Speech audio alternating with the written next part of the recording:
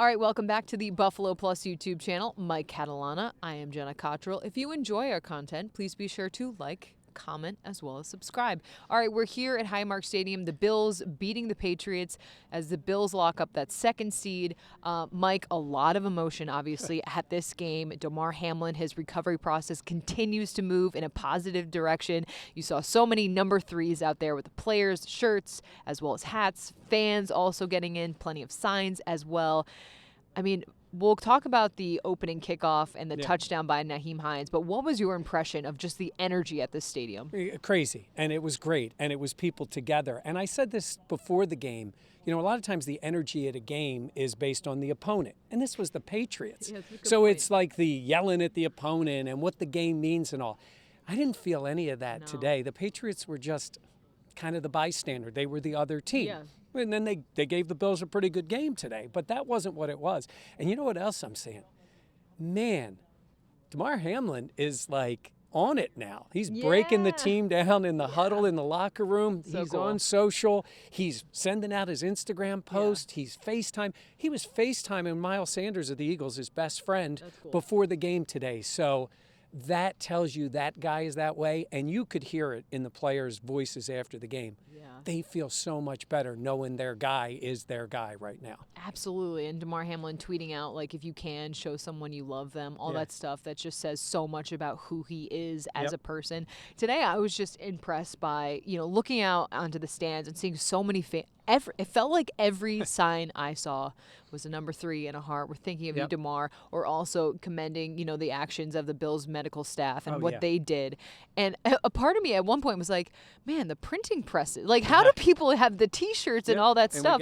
The pins as well. I mean, it was just incredible to see that. And then, you know, the Bills run out onto the field. They had flags for DAMAR HAMLIN. And then that opening kickoff and Nyheim Hines takes off and gets the touchdown. I thought the stadium was going to crumble with how much screaming and cheering there was. So we're talking to Hines afterward, and I said to him about the play, did you know how big it was? And he's like, oh, we knew about the whole week leading up to it. And I'm like, no, I mean, when you're running.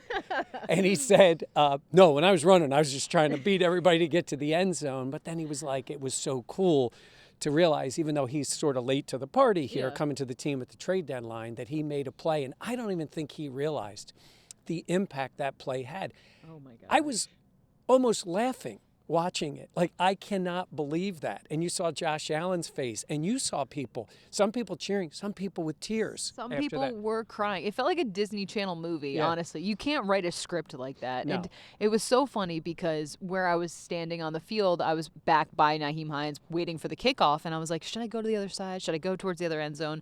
And things kind of get jumbled. I'm like, it's okay, I'll just stay here. Because you have to run pretty far, obviously.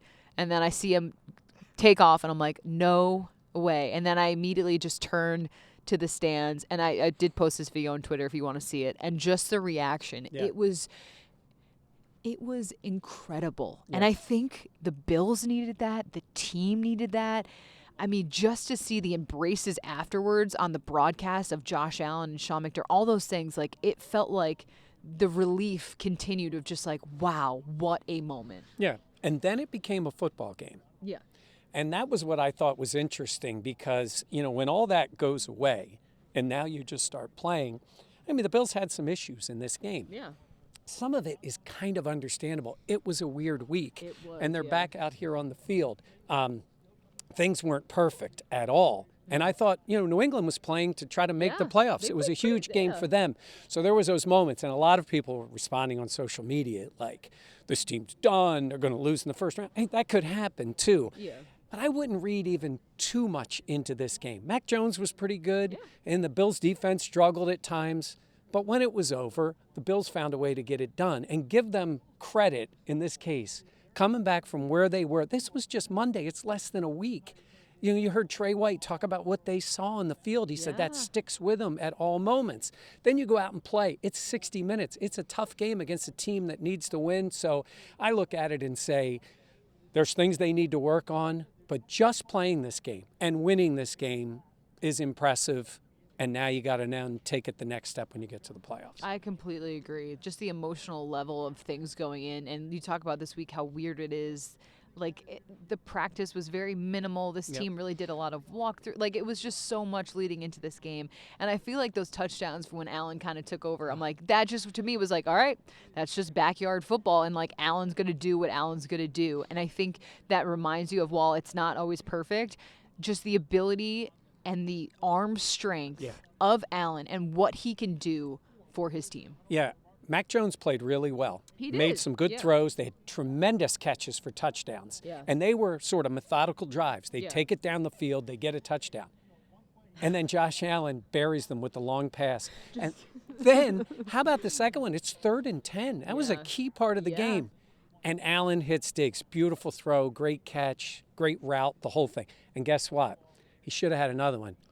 I don't want to be so down on Gabe Davis, but Gabe, you got to catch that ball. It hit him in the hands. Like, the defender got there, but it should have been another touchdown on a throw. Yeah. But to your point, when all else fails, 17 and 14, and in this case 16, but usually it's 17 and 14, they can just make those plays. Those kind of plays you'll need when things aren't going well. He'll take care of it. I mean, I just think it shows what he can do, and we already know so much about what he can do, but it was just one of those moments where you're like, wow. I mean, you talk about, I feel like this team really hasn't taken or been successful with a lot of deep balls as of recently. Like, early on in the game, I'm like, take a shot. I like where you are, take a shot. And I felt like they didn't do that. And then to see how they did that in the second half, I will mention just one moment. I don't think I even talked to you about this, but when Gabe, that second half, when he missed that catch in the end zone from Allen, he had a rough game, obviously, and his head was down, and Dawson Knox kind of coming over to him and, like, kind of went like this and was just like, hey, man, like, I'm there for you type of thing. And I think Gabe has really had a very, I would say, trying year. I was going to say tumultuous, but I think that, to me, spoke volumes just about where this team is at as well, because there are things that they can improve on as we get closer into the postseason, or I mean, it's here, essentially. But that was just something. But just to see what this offense with Allen was able to do, I just – there's times where you're very Bills fans, I get it. There's times where you're very, very frustrated. But then in those moments, those key moments, Allen can just use his arm or use his legs. But in this case today, it was his arms. And defensively, Taron Johnson had that big hit. Oh, my gosh. And it was a legal hit, but it was jarring to see that. Yeah. You know, after this week and all, you see that, and that's Taron Johnson making that play. Trey White had an interception. They gave up a few plays. Kyer Elam got beat on the deep ball. Nice. That was a great catch by Parker. But the other thing I wanted to say in terms of where they are defensively, I mean, you had Dean Marlowe playing safety. Yeah. I mean, that's where they are now. So you're talking about playing for DAMAR. Dean Marlowe had to play for him, and that's where they are right now. Yeah, so he's playing that spot. So, and I don't think Jordan Poyer is 100% healthy. So you look at what had been a big strength for this team going into the playoffs, that's a little rougher. Now, I know everybody always asks me about this. I see Micah Hyde. I see him walking off the field. We don't hear anything more. I don't know. Boy, it would be awesome to see him be able to come back. We don't know. There hasn't been any particular sign that that's going to happen. Yeah. But they could really use him back if he could play. If he gets cleared. He isn't cleared medically to play. Were you surprised Christian Benford wasn't active? Yeah, I was a little surprised because I figured if they're going to get him out on the field, you'd want to get him some snaps. Maybe they didn't think for whatever reason he's ready. Yeah. I'm going to say I think he's going to be playing in the playoffs. I think they need him out there. I mean, I know they want Elam to play with his size, got beat on that play. And again, for Trey White, that was big to get that interception. But yes, I think you could use another corner, another guy out there, and I think maybe he'll be ready for next week. Talk about that interception for Trey. I think that was huge for him, just to start getting his confidence back. I think even post-game, you know, when we talked to him a couple weeks ago, his head was down, the body language wasn't great. But now to see where he's at and just how he feels, you can tell his confidence is higher.